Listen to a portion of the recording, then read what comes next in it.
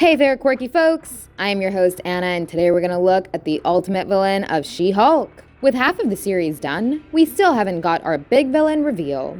And you still cannot be sure of who the real villain is. Every week, we've got minor villains like the Wrecking Crew and Hell Dimension demons coming into the mix. But there is no real imitation of the main villain, as the series has been heading in many different directions at once. So, we're going to look at all the clues and see who could be the big bad that She-Hulk will be taking on. Before we look at all the options, it would be amazing if you guys would hit the like and the subscribe buttons to support our channel. Now, the first choice for She-Hulk's big villain is Titania.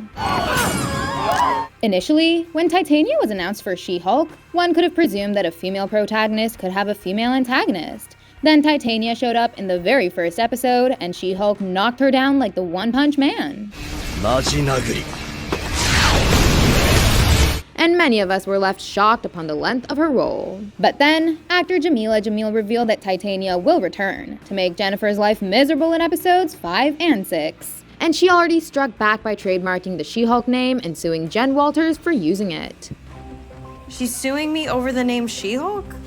But that's my name. But you can't think that this conflict would last until episode 9. Since Jamil has already stated that her role will only last until episode 6, she is obviously not the main villain. She's just one of the antagonists involved in the show. So, let's look at the next candidate. That is Mephisto. This demon is everywhere, and yet he's nowhere. Marvel has been teasing us with devil references since WandaVision. People, including me, were so sure that Mephisto was coming in WandaVision, but he didn't arrive. Then Loki and No Way Home also kept teasing every Mephisto enthusiast. And now, She-Hulk has opened the doors to a demonic dimension yet again. Madison literally made a deal with a demon. I made a pact with a demon that I cannot discuss. Otherwise, he said he would reap my soul and the souls of all I love. So is Mephisto coming in She-Hulk? Is he the main villain of She-Hulk? No, Mr. Feige, I am not going to fall in your trap again. Mephisto is not a villain. He is a sickness. And I know that Kevin Feige is the real Mephisto here, laughing at all of us after dropping yet another demon tease. But anyway, we can at least be sure that Mephisto is really close after She-Hulk. As of now, the next candidate of She-Hulk's big bad is the Abomination. As you can see, I'm in full control. To establish why Emil Blonsky might be the villain, we'll have to look at MCU's Disney Plus patterns. Many of these Phase 4 shows have been following two major patterns with their villains. The first of them is where the main villain is introduced at the very beginning as a supporting character. Then he or she is revealed as the big bad towards the end. That's what happened with Agatha Harkness, as It's been Agatha all along. And I killed Sparky too. they did the same with Sharon Carter, who turned out to be the power broker. A similar pattern was followed by Eleanor Bishop, who also turned out to be a smaller villain. Even Kamran and Miss Marvel was set up to be the same kind of antagonist for the final episode. But apart from this, there's the second pattern where the ultimate big bad comes in at the very end. We thought that an evil King Loki would be the villain, but ultimately, it turned out to be Kang.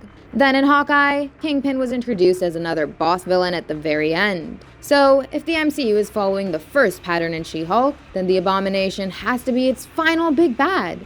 Many have questioned his motivations, and his humility could have been a trick to get out of prison. So far, there's no other powerful baddie who could match She-Hulk's strength. But the Abomination going rogue would pose a challenge for her. It would be a big waste if they don't use his immense strength in the show.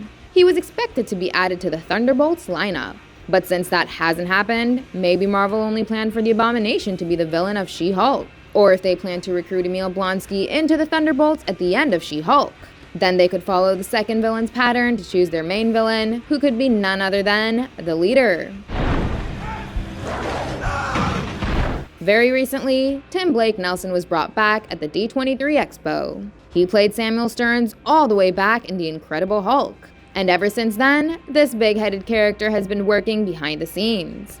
So just like Kang was revealed at the very end of Loki and will continue in Ant-Man 3, She-Hulk could bring back Samuel Stearns, who has now turned into the leader. In fact, he might showcase his true villainy by manipulating the Abomination and making him go rogue. And then, he could be set up for Captain America: New World Order, just as it was announced at D23. I'd argue that Marvel has been secretly building him up all this time. First, Crossbones was after a bioweapon back in Civil War, and the one who hired him had always been a mystery. So, that could be the leader. Sonny Birch also had a secret benefactor who hired him to steal Hank Pym's lab.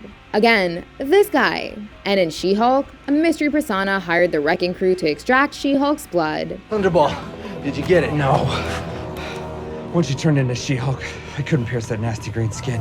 So, this could be yet another ploy of the leader, who probably wants to create a Hulk army of his own. At the very end, I want to place my bets on both the leader and the Abomination. One or both of them could be the big bads going up against She-Hulk. Who else do you think could be the villain of the show? Let us know your thoughts in the comments. Hit the like and subscribe buttons if you liked the video.